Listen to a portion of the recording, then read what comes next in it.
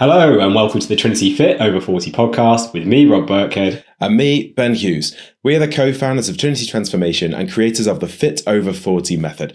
And together with our world-class coaching team, we've helped more than 6,000 women over 40 to fit back into their favourite clothes over the past decade. For more information about what we do, go to www.fit40info.com. So in today's episode, we're going to reveal the 5 biggest weight loss mistakes that happen for women around menopause, having worked with over 6,000 women in their 40s, 50s and 60s. So sit back and relax and welcome to today's episode.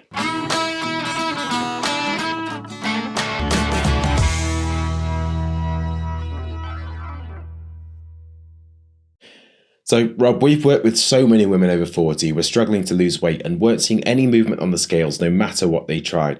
These women were trying all the things which worked in their 20s and 30s, but then stepping on the scales at the end of the week and seeing zero movement now that they were in their 40s, 50s or 60s. And for many of these ladies, this was starting to have a big impact on their confidence and their self-esteem, making it difficult to enjoy life to the fullest. And I can't tell you how many women I've spoken to who they felt they were no longer able to wear their favourite clothes. They were choosing clothes to cover up problem areas instead of wearing the things they liked, putting in loads of hard work and effort, but just not seeing that change in the mirror and starting to worry that they'd never be able to get their weight under control and see amazing results. But despite all of those problems these women were facing, we've helped these women to remove all the barriers that were blocking them from seeing results and to quickly and easily get the scales moving, lose the excess weight, regain their confidence and get back to feeling amazing in all of their clothes, all in just a few short months. So in today's podcast, we're going to reveal the 5 main reasons that women over 40 struggle to lose weight, and we're going to share our top strategies which have helped over 6,000 women to drop 1 to 2 dress sizes, fit back into all their favourite clothes and feel amazing wearing anything they like in 12 weeks or less. Okay, so we're going to get straight into it. We've got 5 things today we want to cover. The first one, and one of the main reasons I see, Ben, that people are struggling is they're doing the wrong type of exercise. They're doing the wrong type of exercise for that age and hormones around menopause, which means they just don't see any results no matter how hard they try. So a lot of people think that they need to do more intense exercise and that will help them lose weight faster. If they're not seeing progress, they need to sweat more in order to burn more fat. And the more they sweat, the more they burn. So they try things like gym classes, HIIT training, spinning, running. But the problem with this is you can get away with this when you're younger, when you're in your 20s, when you're in your 30s. But extreme exercise is actually interpreted as a source of stress by the body. And for women around menopause, this can actually overstress the body. It can actually trigger what we call the weight gain triangle. So this is where cortisol levels, the stress hormone levels, are too high too much of the time, which for a lot of our clients is partly because of work stress. They're obviously, a lot of people we work with are in high pressure roles at work. They've also got a lot of family pressure, but then they can make this even worse by doing really, really highly stressful exercise. It all contributes to the same stress on the body called allostatic stress, which is the total stress, and that increases cortisol levels. So if you spike the weight or trigger the weight gain triangle, it will make it way harder to lose weight, especially from around the middle, which is where a lot of people that we speak to struggle to lose the weight around menopause. So the weight gain triangle are 3 additional kind of hormonal challenges that can happen if you overstress the body. So leptin resistance is the first one, which is a satiety hormone. If you have leptin resistance, you're not going to respond properly to food. You're going to have increased cravings, especially for carbs and junk food. Second thing that people will get with the weight gain triangle is insulin resistance. Now, insulin is a storage hormone. If you have insulin resistance, you're more likely to store fat, especially around the middle. So you're more likely to get that middle-age spread that most people don't want to fall foul of around menopause. And then the last thing that happens is thyroid deregulation. So the thyroid is the gland in your throat that controls your metabolism. If you have thyroid deregulation, it slows down your metabolism. The last thing you want to happen if you're trying to lose weight. And this is something that's already slowing down with age around menopause.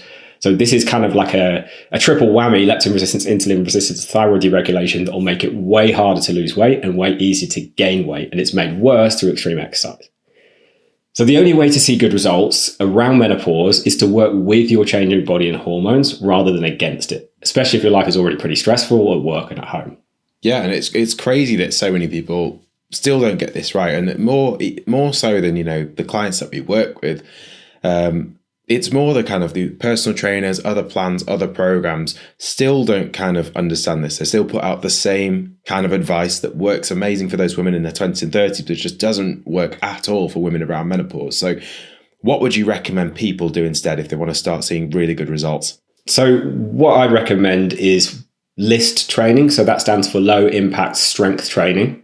I mean, training's already in the word. It should just be LIST, really, just like we have HIIT.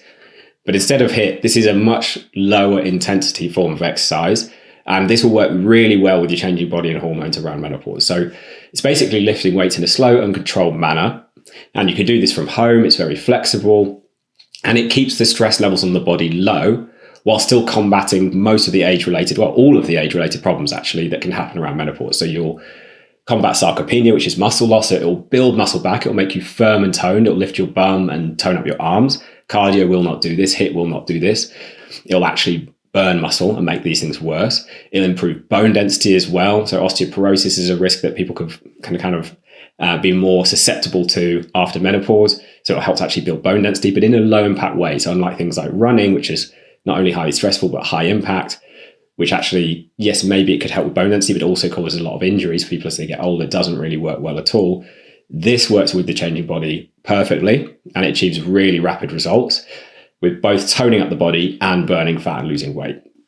So doing LIST is like using a dishwasher rather than hand washing everything. If you're doing these things that used to work, these cardio, running, HIIT, spinning, gym classes, that's kind of like hand washing everything. It takes loads of time. The result still isn't even that good a lot of the time, and it's really exhausting. If you use a dishwasher, you just put everything in. It's really, really quick and easy, and you get way better results. And this is what I'd recommend around menopause. So that's the exercise side of the equation. But as we both know, you can't actually out-exercise the wrong diet. So what are the biggest mistakes, Ben, that you see people making with their nutrition around menopause? So the first and kind of the main one is that they're either eating too much or they're eating too little, which again then means they don't see the results that they wanted.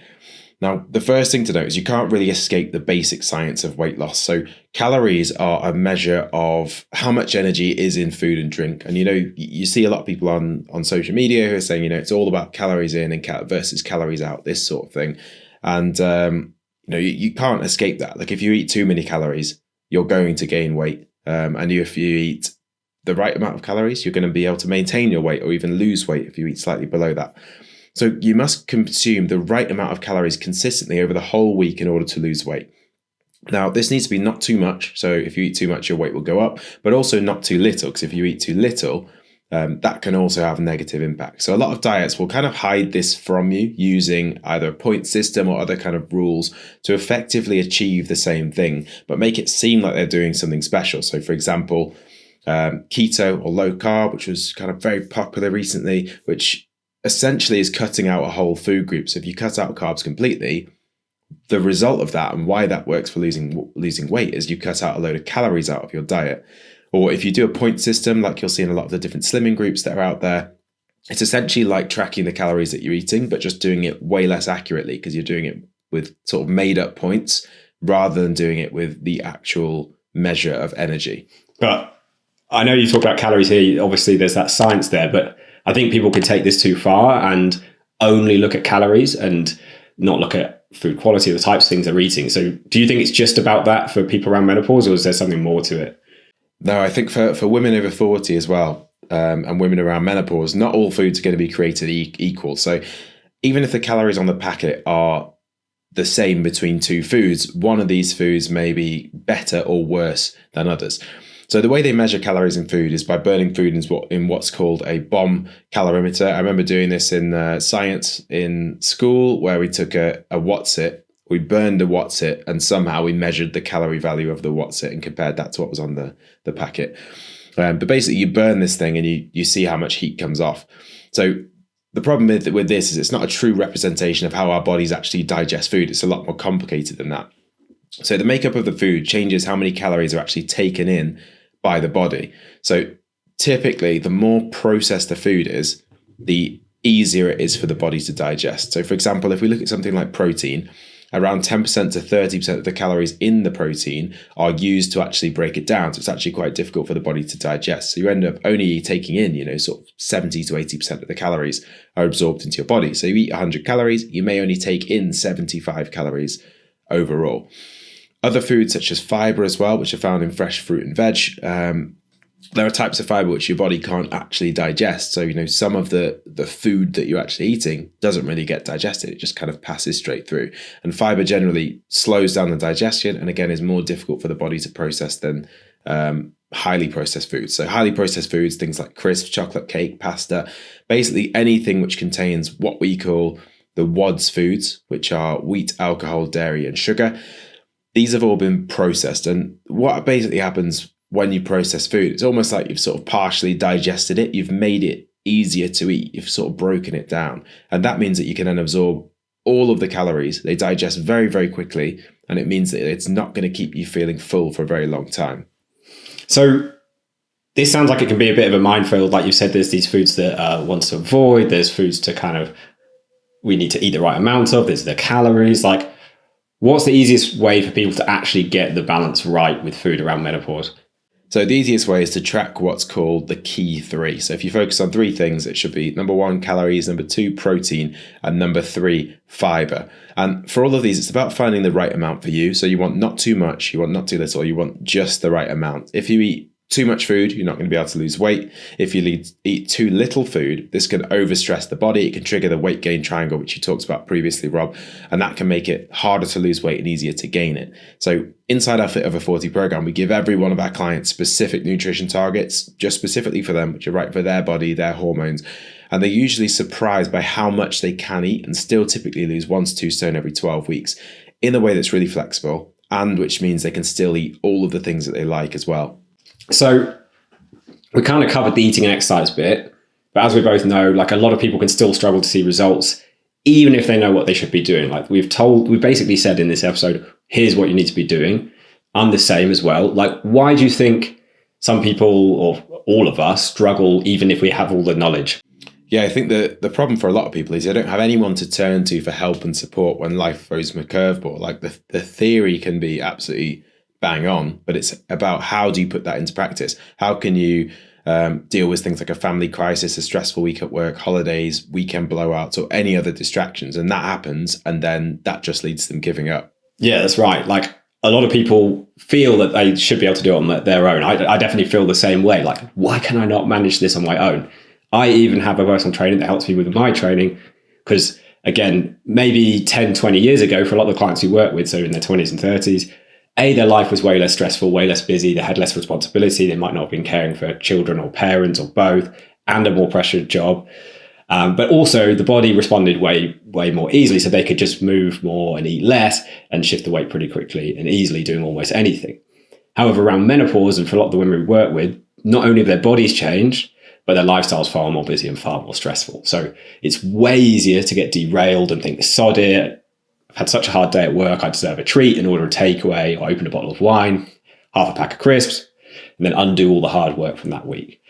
So doing it alone is really, really hard. And there's kind of a reason why all our clients were stuck, often for years before we started working with them. And it's not just because we give them that approach that we've talked about already that works with their changing body and hormones, but we also provide expert support, it's a bit of a tongue twister, expert support specific for women around menopause. So we've seen every issue 100 times before. So we know what the solution is, and we can give people that solution instantly, rather than them having to spend months of trial and error, not seeing results and trying to figure out what to do.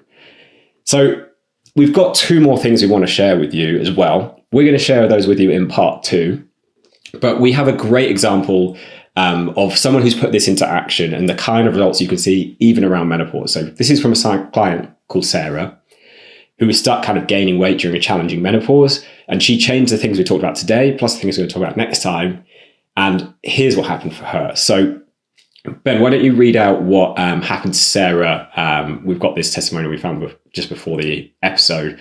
It's, I think, a really amazing example of what is possible for people around menopause. So I'll just read out exactly what Sarah sent us. So she said, I had an awful journey into the menopause, not quite realizing what it was, but suffering with aching joints, high levels of anxiety, and feeling overwhelmed. And most of all, surprised by how much I was aging over a short period of time. My weight crept up over a few years, and I let it, thinking that this was normal and just part of the aging process. I went through phases of exercising, mainly high impact or cardio, convincing myself that I needed to break into a sweat, to be burning calories, and to be making a difference. And eventually stopping either through injury or periods of work stress or a lack of results. And I was still bothered by feeling sluggish, out of shape, and disheartened by only fitting into a fraction of my wardrobe. Yet I couldn't bring myself to remove the smaller size clothes to make much needed space for the larger sizes. And I met with a friend who I hadn't seen for almost a year, who was 8 months into her journey with Trinity. She looked amazing, and she hadn't just lost weight, but her shape had also changed into slim and athletic, and she looked radiant. Naturally, I was interested to know what she did to transform herself, and she told me about the Trinity plan she was on and a bit about the journey. And then I signed up the next day. So I tried Noom in the previous year and found it expensive for what it was, with an off-the-shelf calorie target that was easy to cheat and with no accountability. I also found the daily reading on tips to stay on track excessive and ended up stopping reading them and eventually stopped the program altogether. But now I'm 4 weeks into the Trinity plan, and I have so far lost half a stone. I was surprised at how quickly I started seeing results with the workouts and felt better in my clothes in the first week. I thought the hardest thing for me to give up on this plan would be alcohol, but since starting, I have overcome all my cravings and I'm really enjoying my fitter and healthier outlook on life. The meal plan is really easy to follow. I don't feel at all deprived due to the guided eating patterns and targets. I'm also enjoying the workouts and love the way I feel afterwards, and particularly how much stronger and more toned I am. This gives me the motivation to keep driving forward and to make sure the exercise is properly managed in my week. The investment is worth every penny to teach you the nutrition and exercise skills needed to sustain long-term health and weight loss. The goals are customized to work for you, and the team are a driving force to help you make your goals achievable and a reality. Amazing. So that's just an example of what is possible around menopause for people if you do the right things and combine it with that accountability and expert support that we talked about earlier. So Ben, if people want to find out more about the plan that Sarah followed, where's the best place for people to go? So if you want to find out more about working with us and to get the plan that Sarah followed, just head over to www.fit40info.com and you can get all of the details on that page. Amazing. So that just about wraps up today's podcast. Thank you so much for joining us. We'll catch you next time for another episode. We'll see you then.